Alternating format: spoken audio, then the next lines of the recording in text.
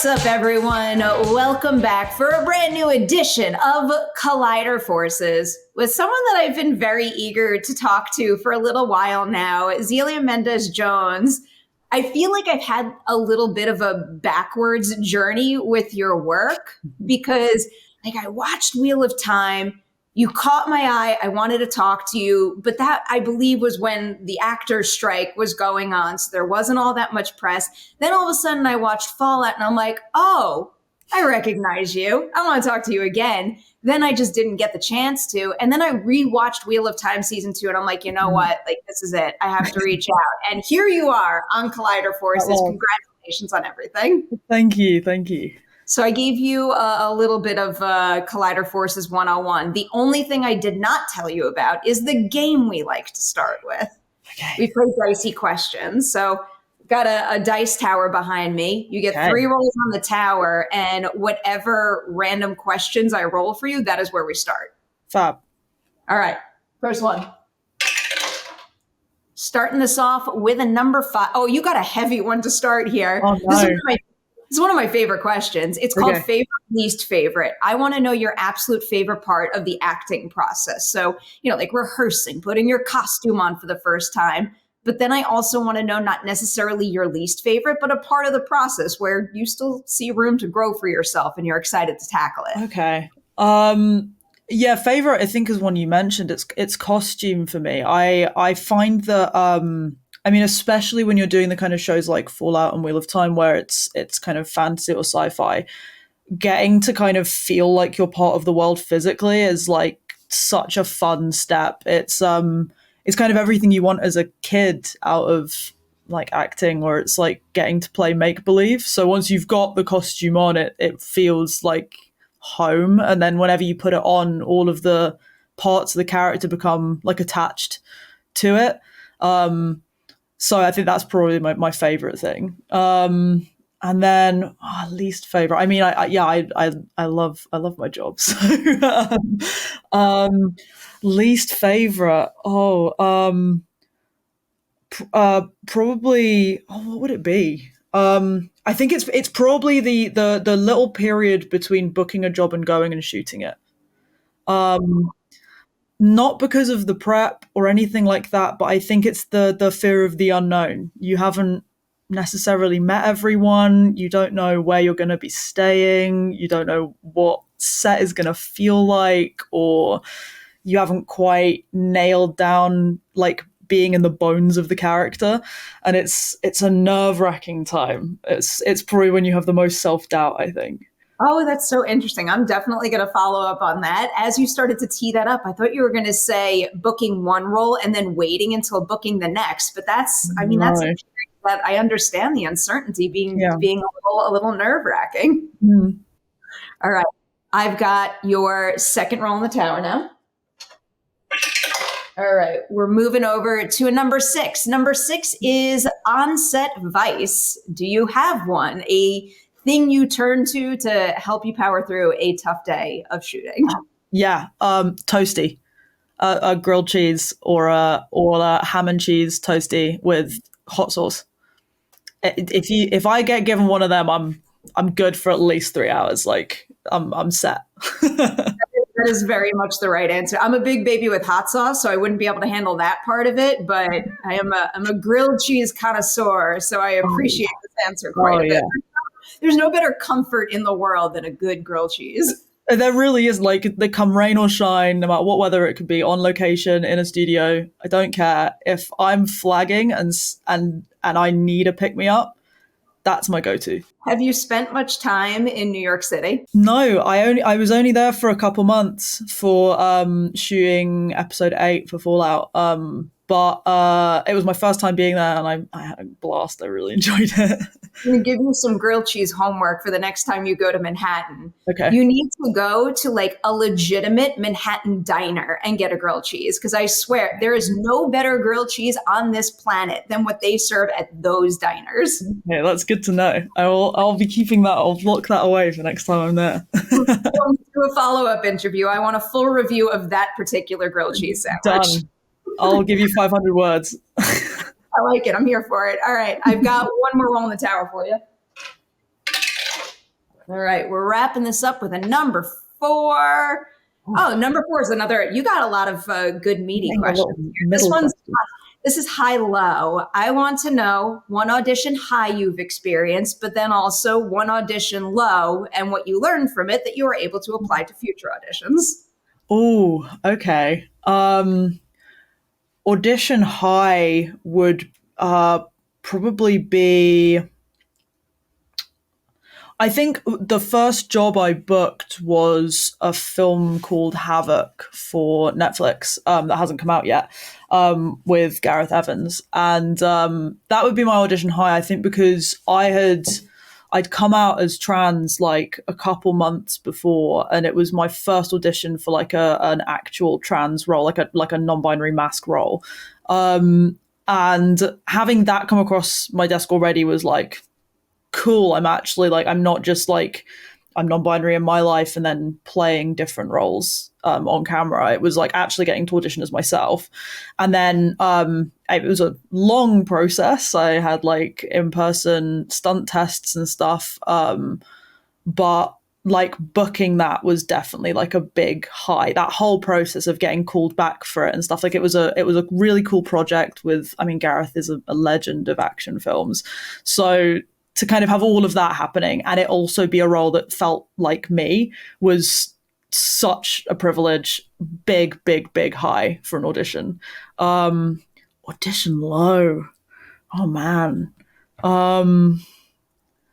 It might be, would it be that? I think probably just my first ever professional audition. It was like 5-6 years ago.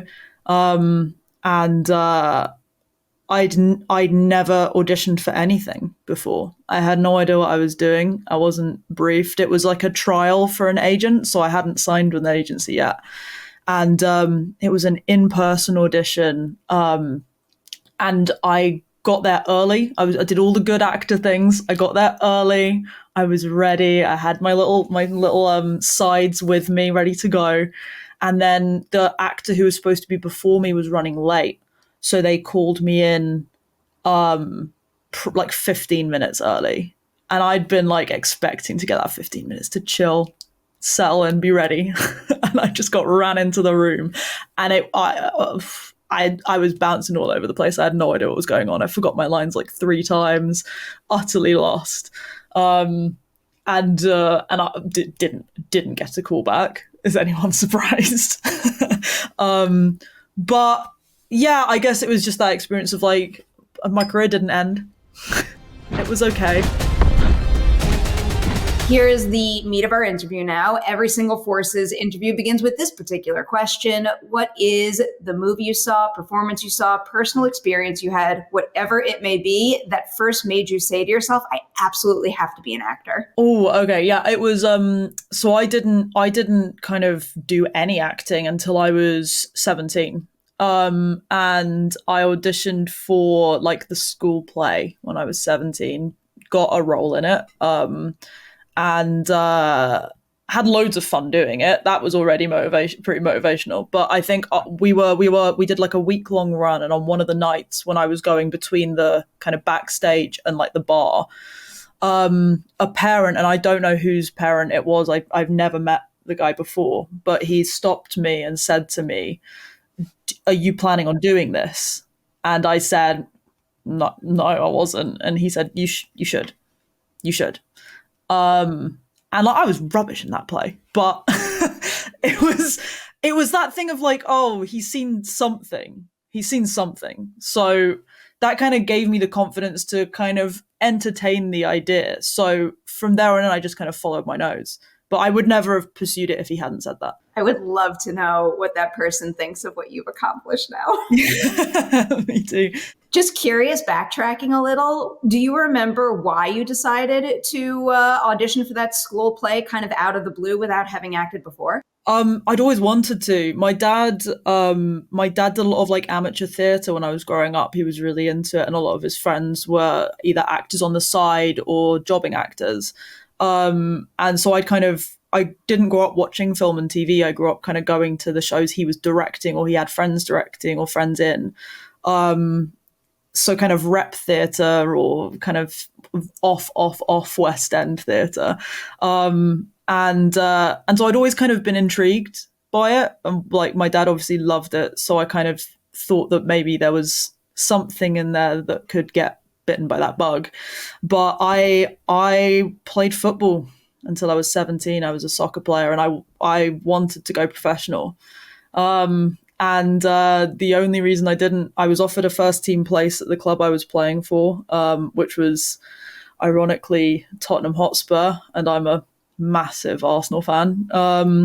I was offered a first team place there, but I turned it down when I was 17 because my parents wanted me to go to university and get a degree instead. So at that point, I was like, now or never.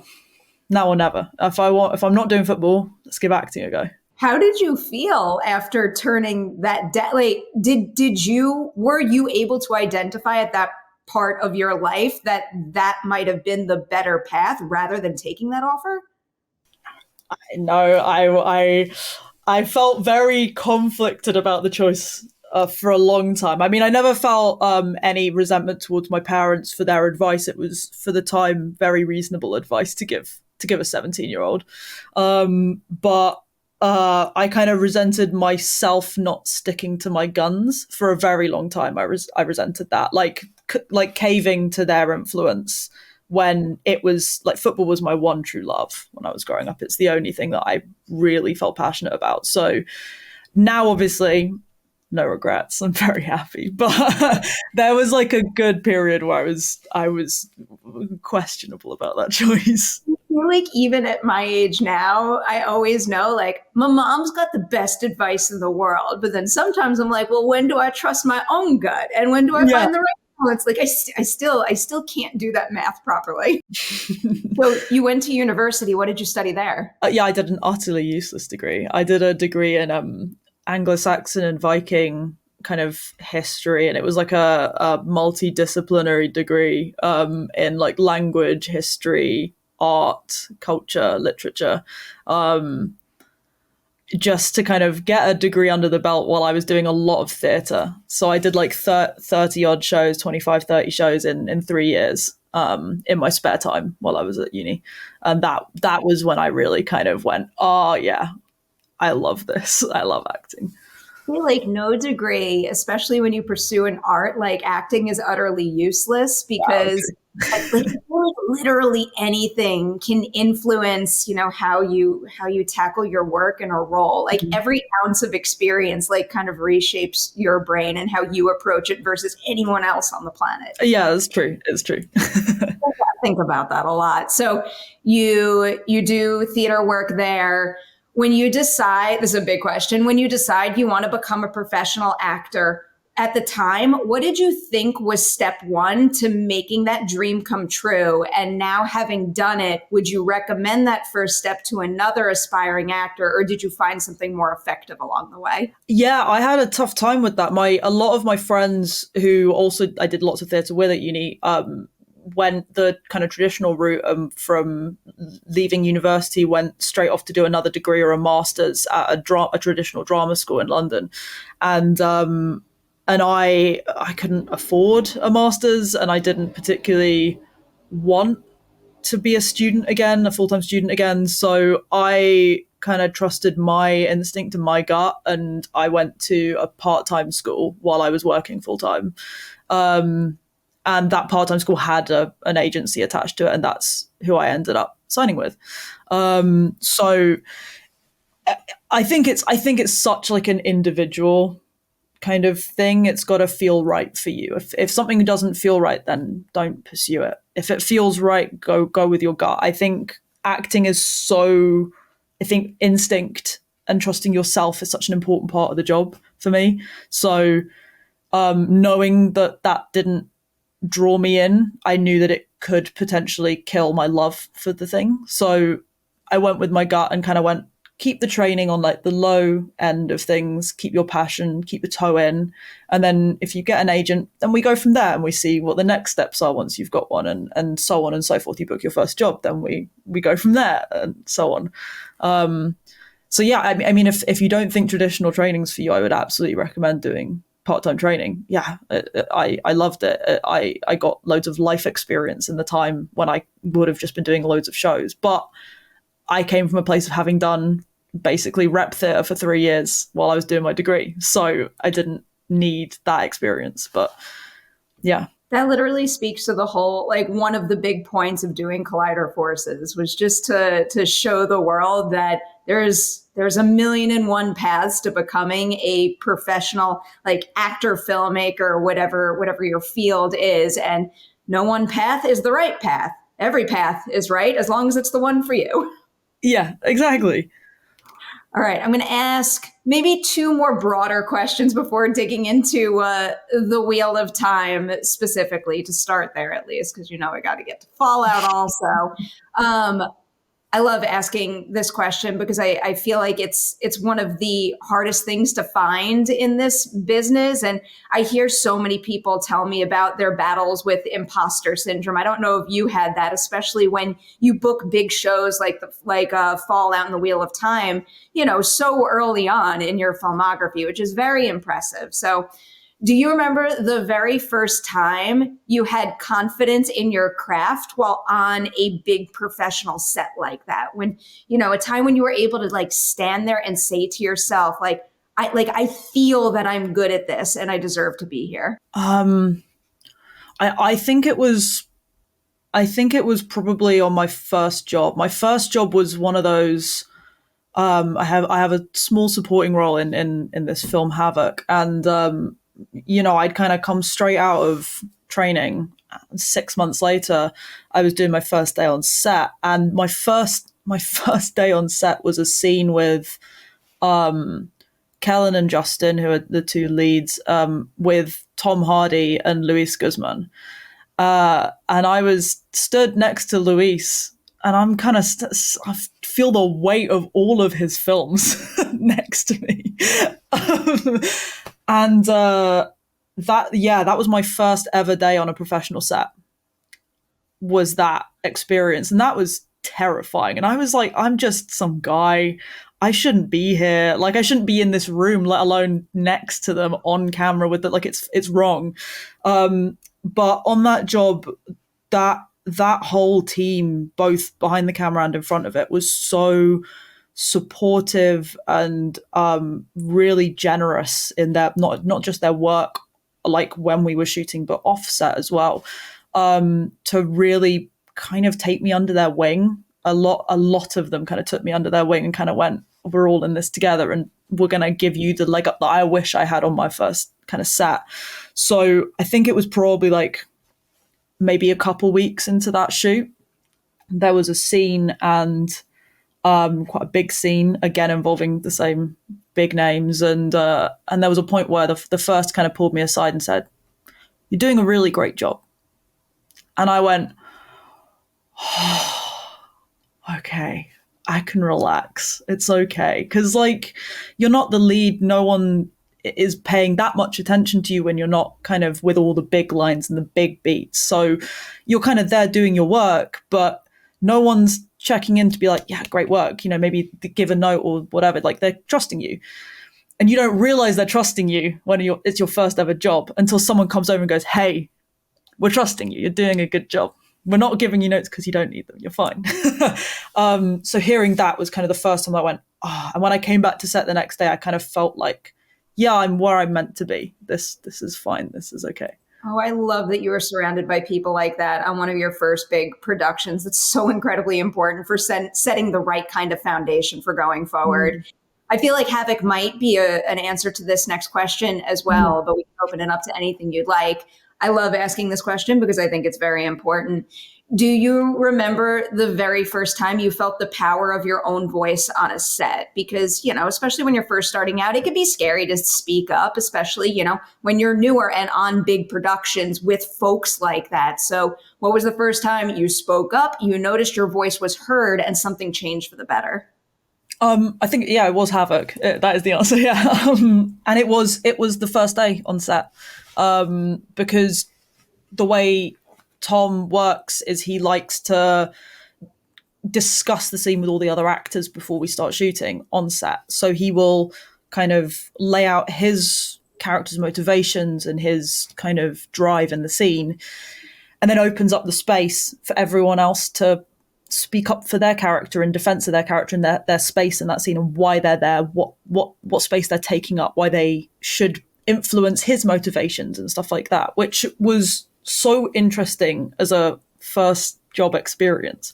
And literally first day, had to sit there in that circle, big actors, and defend my character's right to be in that scene, and defend the kind of reason that the character was at, not defend, but explain my character's reasons for being there and the motivations and the connections to the other characters. And that was where it felt really, like, oh yeah, I have a role in this scene, and I have influence on Tom's character's decision making and Luis's character's decision making and Justin and Kellen. Like I have a role in this. I was already really eager to see this movie. Now, knowing how things were handled behind the scenes, I'm even more desperate to see it. I'm going to keep my fingers crossed that movie gets a release sometime soon. Anytime Gareth is involved in a movie, it always goes on my must-see list. So I've been tracking that one for a little while, and I need it. I need it now. Yeah. All right, Wheel of Time. So first, booking the role of Renna. When you get the role, what did you think was going to be the toughest part of bringing that character and her story to screen? And then ultimately, was it indeed the toughest, or did something else catch you by surprise? I thought the toughest part would be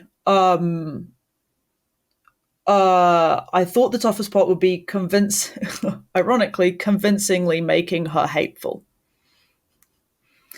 And then what ended up being the toughest part was seeing everyone hate her. Because I got so drawn into, when you play someone that horrible, for me, I had to humanize her. I had to justify, really justify everything she does to myself. Otherwise, I don't think I could play her as someone who knew that she was doing bad. So I spent a lot of time working through the script really carefully, working through it with Rafe and with Justine and Maddie, and finding exactly the motives behind a lot of the beats and why she does certain things and the way she behaves. And picking that apart was so fun, and finding out what makes her tick and what kind of put her in this position. And I ended up just feeling so attuned to her, which sounds horrible given who she is. But yeah, I mean, then when everyone was coming in and being like, oh, I hate Renna, I was like, but she was doing her best. Like, she was nice. I don't see the problem, really. I don't really get why everyone hates her, but okay. So it was kind of the exact opposite problem of what I thought I was going to have. That's like the recipe of a rich, like, I almost hesitate to ever use the word villain now, and I try to lean towards antagonist, because I don't know, I feel like a villain is such a surface level way to describe someone who is doing bad things, whereas in my brain, at least, antagonist is a character who's doing bad things, but with an actor in the role that fully justifies why they make every single despicable decision. And that is what you do here. I get a little obsessed with that kind of backstory work. Is there any particular piece of backstory you came up with on your own for her that we can feel informing your performance and justifying those decisions? Yeah, I think I found it very difficult to find exactly what it was that met the kind of really visceral violence and cruelty that she regularly shows over the course of her 4 episodes, while meeting it with the fact that seems incredibly kind and generous at the start with Egwene. And I didn't want it to be this kind of, because I know there's a kind of sexual overtones in the style of the writing in the books themselves from Robert Jordan, and as that flowed through the script, because Rafe's a huge fan of the book, so it was never going to not be there. I didn't want to give that the emphasis, because I felt that was already going to be there in the writing. It's cooked in. I don't need to push those buttons. So for me, the key was the key trait that I gave her was that she is incredibly egotistical, like an egomaniac. And Egwene is rung on a ladder towards Renna being the star. So she sees Egwene's strength and her power as a jewel in a crown for herself. And I kind of gave her this kind of egotism because it allowed her to kind of, the niceness comes from disagreeing with the methods of the Empire, but not with the ultimate goal and the structures and systems. So she believes in the system of the kind of sul'dam damane dynamic, but she believes she can do it better than they do it. So she wants to use Egwene's resistance and power and fire to make her an even stronger damane than the ones who are broken. So the shape that Maddie and I discussed at length for episode 6 for Eyes Without Pity, which was just beautifully written by Remy Park, like unbelievably good script. What we did was the start is supposed to be, are we going to see the breaking of Egwene? But the end is that Egwene breaks Renna. When Renna picks her up to hang her, Renna's desire to change the system is broken. She is now full-on slave owner, sul'dam. I will beat the living daylights out of you to get my results. So we had that nice little thing of, you think it's Egwene who's broken, but it absolutely isn't.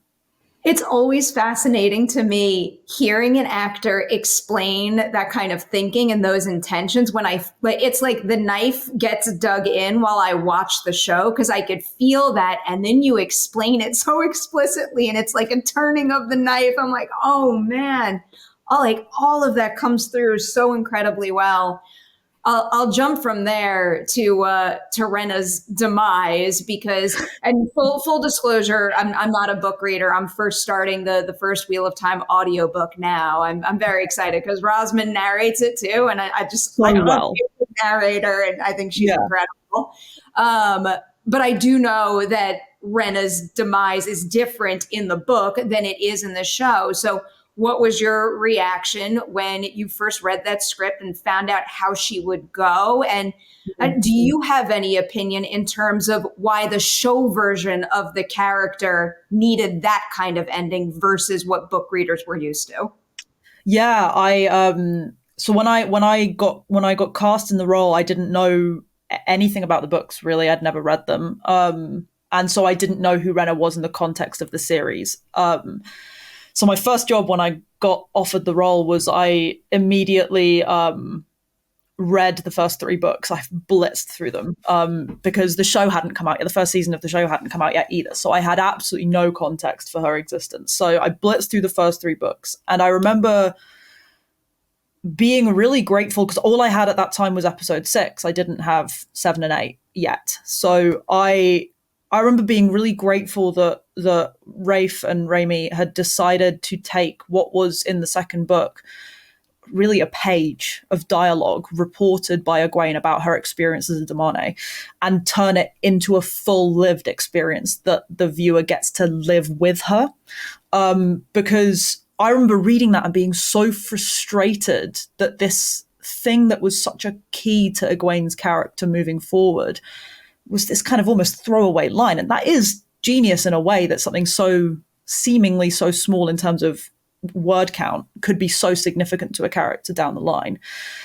But I was so overjoyed that they'd given it the space to really get outsiders invested in the reality of that experience. And I remember when I arrived in Prague, I had a meeting with Rafe and Justine, and we were discussing kind of how we were going to approach it, and my thoughts on the character and that kind of thing. And I remember Rafe saying, "Oh, one thing, you don't have 7 or 8 yet, do you?" I was like, "No." He was like, "Just so you know, you're not going to make it out of this season, I'm afraid." And I was like, "Good," because when you see how horrible Renna is, especially in the show where we have a lot more physical violence than the books did.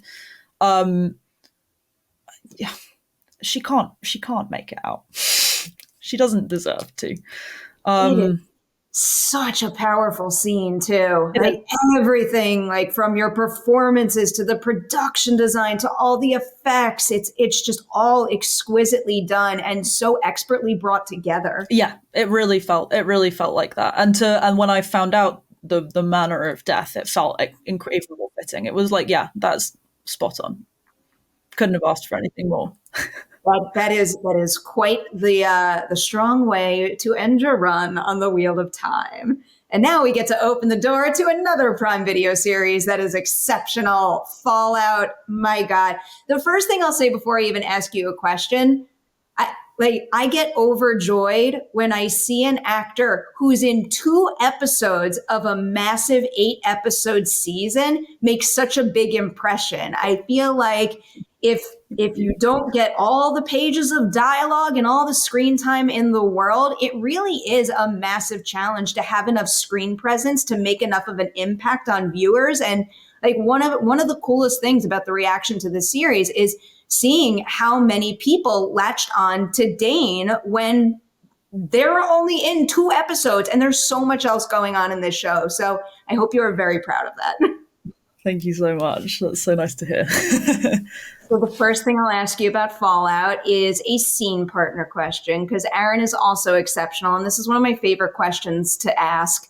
When you were working with him, can you tell me something about what he brings to a scene as a scene partner that you appreciated and maybe helped bring the best out of you as an actor? Oh God, yeah, I could wax lyrical about working with Aaron. Aaron is like an incredibly generous actor, beyond generous. Every line delivery, every look, every reaction is so organic and so he's so willing to take whatever you throw at him, and he will twist it all up and give it back to you as a little gift. So I remember the first scene we shot together was the opening shot of Maximus and Dane. And I remember running up to him, and we'd only met like the day before, I think, for the first time, and had a very, very jet-lagged dinner together in the hotel.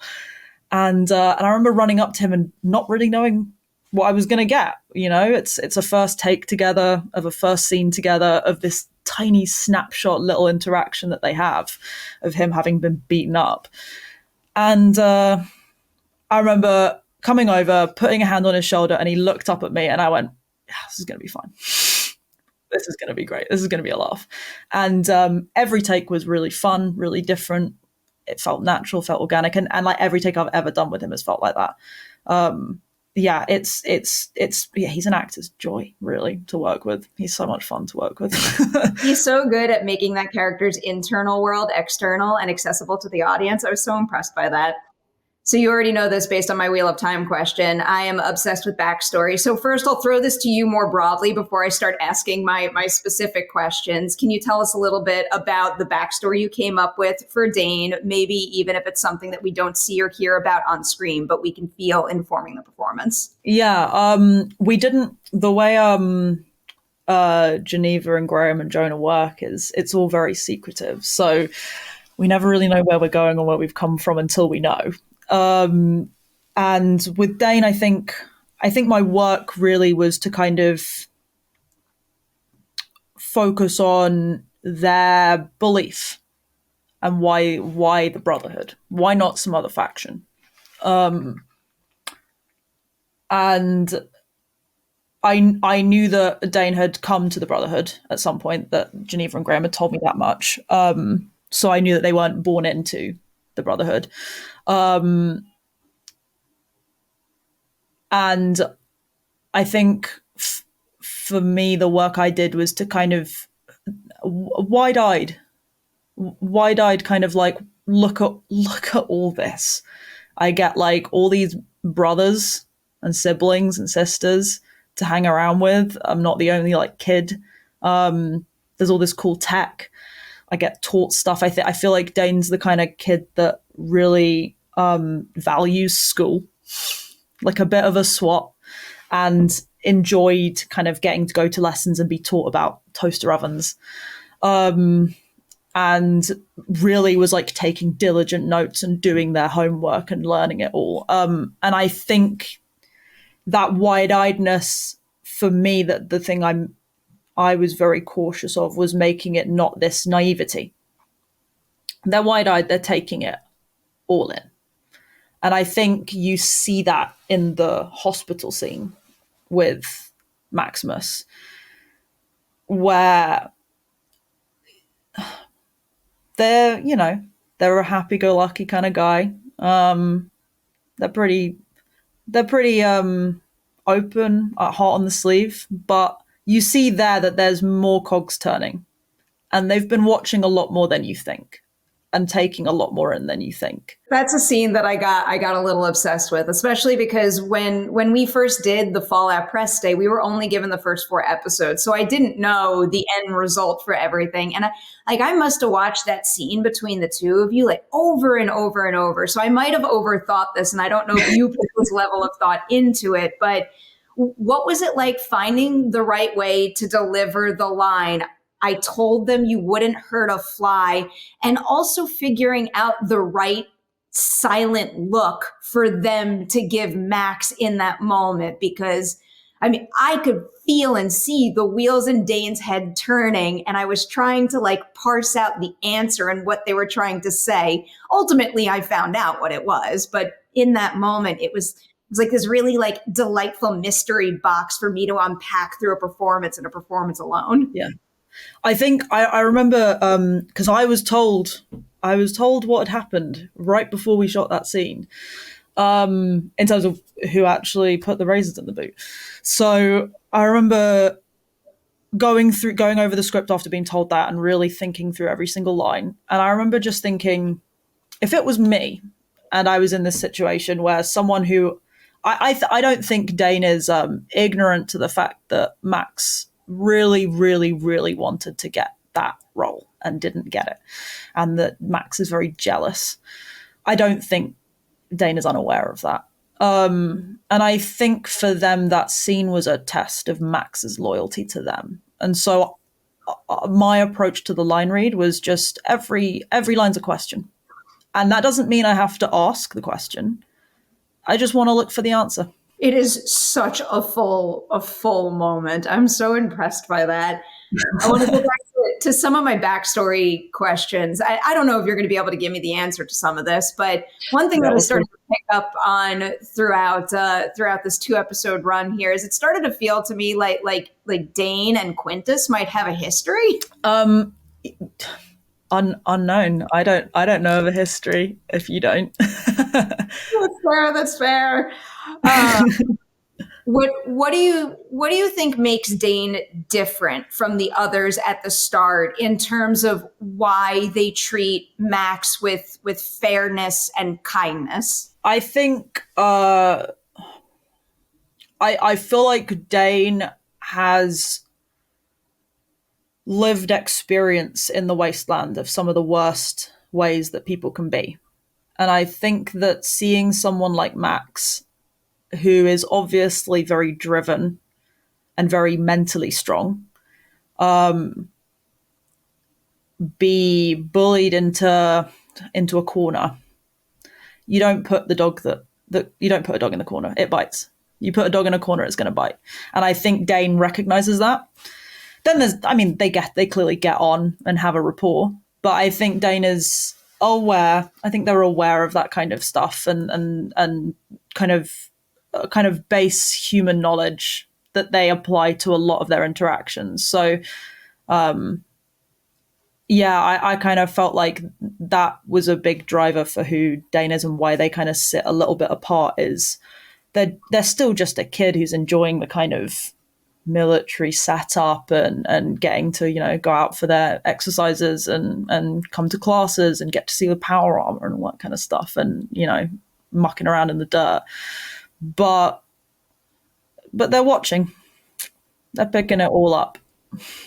So I could feel them marveling at all of that in the beginning. Then as the season progresses, it feels like they lose that a little bit. So can you kind of fill in any of the blanks for us that maybe you created for yourself in terms of what goes on for them between episodes 1 and 8?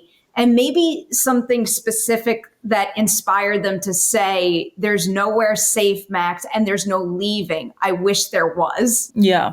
I think seeing the way that I mean, from Dane's perspective, being in the base for those 2 weeks that Maximus is out, Maximus dies for Dane. He's announced as dead like a couple days in. So the way I see it is the Brotherhood punished Max for putting the roses in my boot. That's Dane's perspective, is like, shit, I lied. and now they've killed him for it.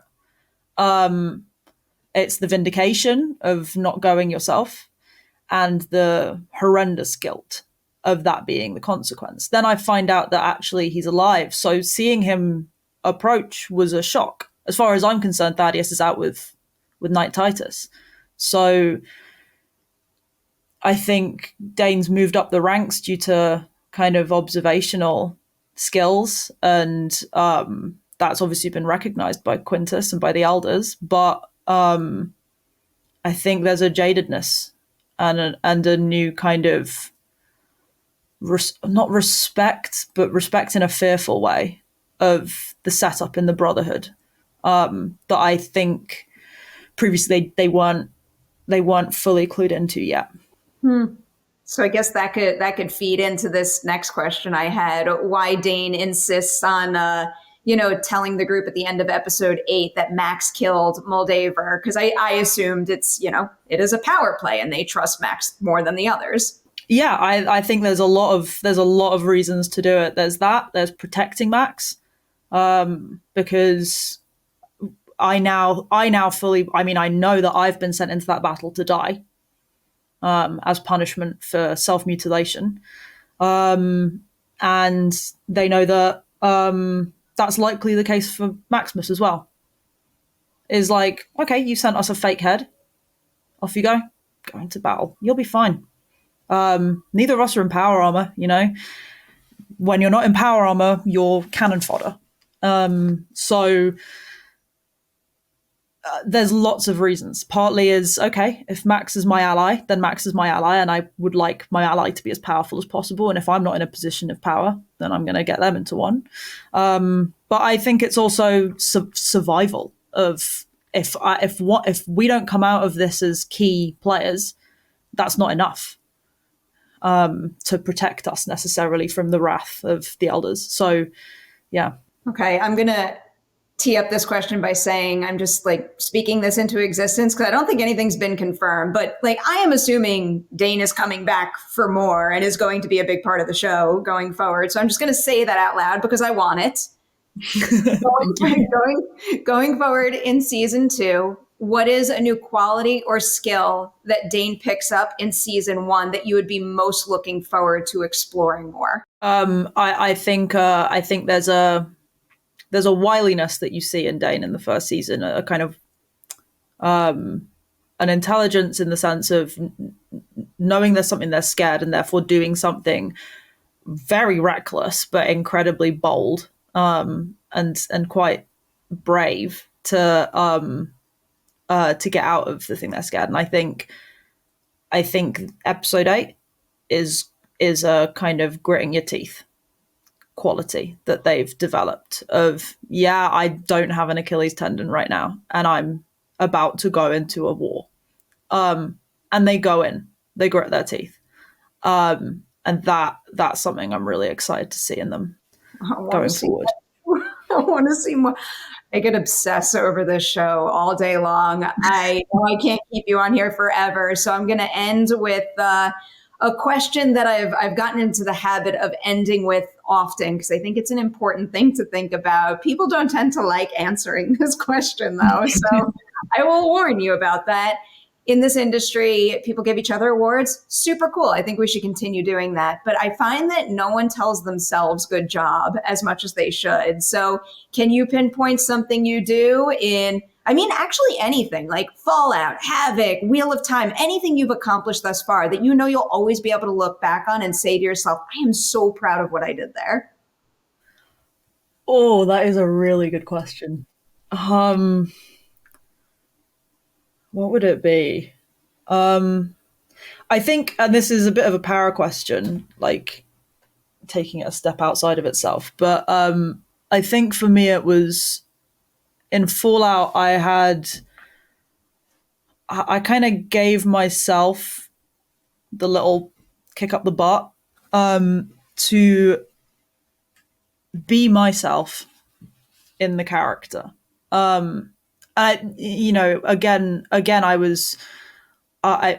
played the games before getting cast, and I had this show on my radar before the audition came across my desk just to watch as a fan.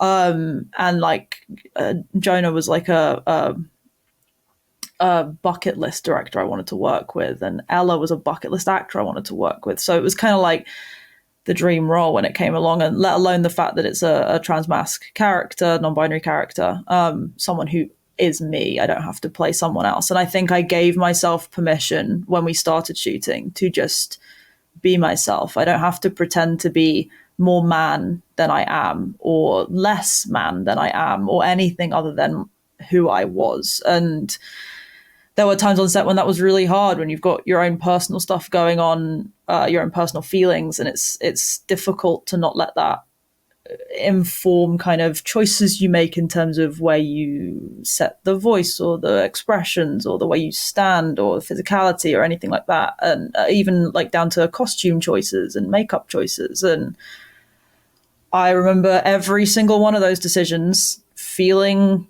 the desire to do something that would be for my benefit and going, no, I'm going to serve the character. I'm going to just relax and be myself in this role. And yeah, I'm really proud of myself for that, I think, because there were times when that was really difficult. As you should be. And it's made such a huge impression. Your screen presence and everything I've watched thus far is through the damn roof. So hold tight to that. And congratulations on all that we've discussed and all the good that I know is coming your way in the future, because I feel like it's only a matter of time before I welcome you back to Collider Forces to discuss even more. So congratulations and thanks for being here. Thank you, Barry. Thank you.